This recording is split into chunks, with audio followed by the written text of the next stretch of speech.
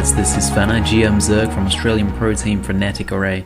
Recently I got a message from someone on Reddit asking me for coaching because all he ever hears is from people better than himself telling him to macro better.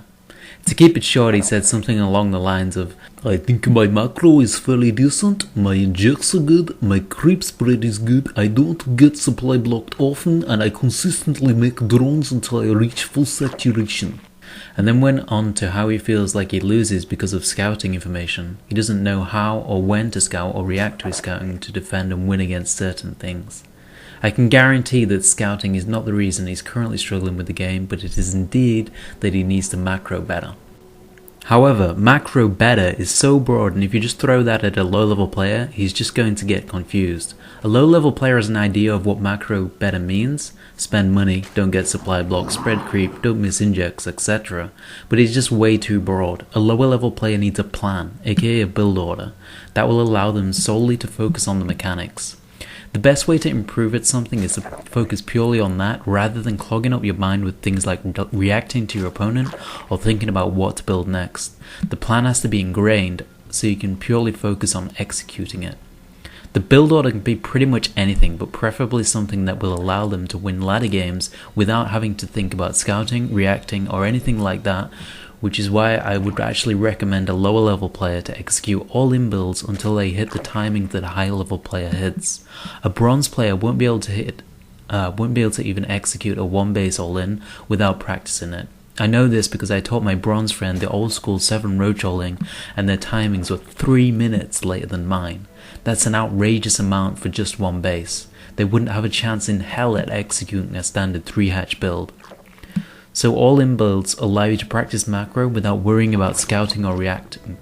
The best way to learn, in my opinion, from the bronze level would be to learn a 1 base all-in, then a 1.5 base all-in, then a 2 base all-in, then a 3 base all-in, etc. until you slowly build up to a full macro game. It slowly increases the difficulty of the macro, but you never have to worry about scouting or reacting. This allows you to hit goals, have a sense of fulfillment when you master a new build, and allow you to increase your ladder rank, all adding together to the ultimate goal of macroing better. Why do I not recommend that a lower level player scouts or reacts to what they're seeing? Because unless your macro has reached a certain point, timings from your opponent are close to useless. They're useless because everything your opponent does is relative to your own drone count or economy. For example, if a gold player is having trouble with Protoss 2 base all-ins, telling them that there is no gas at the natural by 6:30, then they should start pumping units has no weight because the gold level Protoss isn't macroing well, so his timings are nonsensical. If you get your macro up to a certain point, then you will never lose to nonsensical players. It doesn't matter what units or tech they make, they just won't have enough to compete with you. Where you're close to a pro player, then you can start to worry about scouting, timings and reacting, since they will actually have relevance in relation to what you're doing. I think being within 20 seconds of a build executed by a pro player should be the benchmark. Once you get within this range, then you can worry about scouting. So what's the best way to know if your macro is at a decent enough point to start worrying about scouting? Compare your replays against pro players' replays and see how close you are hitting to their timings. Luckily, there are standard builds at every matchup nowadays that you're probably already trying to execute, so it'd be easy to find a replay to make a comparison. Here's a quick comparison of a replay that the Gold Center on Reddit sent me of him macroing in single player compared against a replay of sort of against parting. I'll just take a look at the 9:30 minute mark since both players were uninterrupted in their macro up until this point. But when doing this yourself, you should compare all of the notable points in the game of the build to see where you get behind.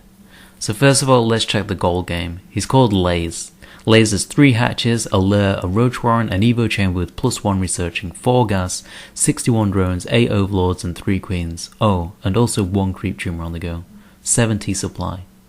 Now let's take a look at what Sort of has. Sort of has 4 hatches, a lair, a roach warren, an evo chamber with +1 researching, 4 gas, 61 drones, 17 overlords, 3 queens, an overseer, 9 roaches, 30 lings, and 114 supply out of 150.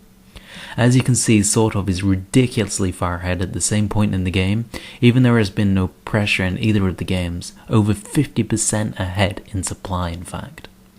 So if you're a low-level player worried about scouting and thinking you're losing games because of things that are unscouted, or you don't know how to react, Stop worrying about this and focus on macroing better. Hopefully this helped you understand what macroing better is. Remember, you always need a plan or a build order and a replay of someone you can compare yourself to, so you know that when you get close to their timings, then you can start worrying about scouting or reacting. Cheers guys, this was a bit longer than expected, but hopefully helped you understand this broad term that people throw around. I might create some videos on a build or plan for every league, bronze to diamond, to help people out with a plan or build, so that they can practice their macro without worrying about scouting and reacting, and also have replays that they can compare themselves with. Peace guys. Hello Zerg, this is Fenner. This is how I want to